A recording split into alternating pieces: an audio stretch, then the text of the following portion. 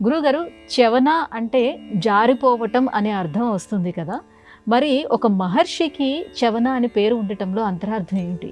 చవన అన్న మహర్షి ఉత్పత్తి ఆ నామాన్ని ఆయనకు స్థిరీకరించటం కారణమైంది.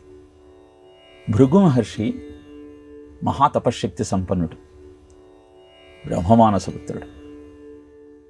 ఆయన భార్య పులోమ.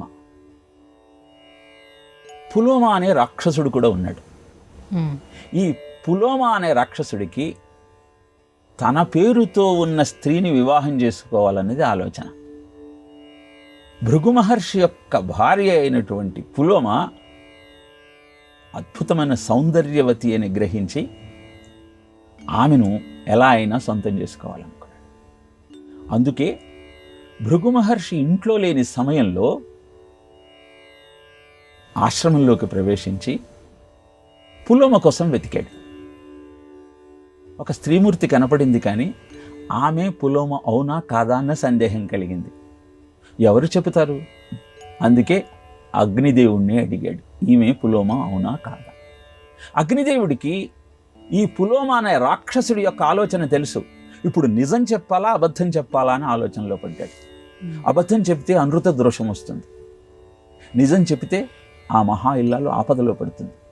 ఏం చేయాలో ఆలోచించి అనృత దోషం అనేది భరింపరానిది కనుక నిజమే చెబుతాను, భృగు వచ్చి నన్ను శపిస్తే ఆయనను ప్రార్థిస్తాను, కరుణామయుడైనటువంటి ఆ భృగువు నన్ను రక్షిస్తాడు అనుకున్నాడు.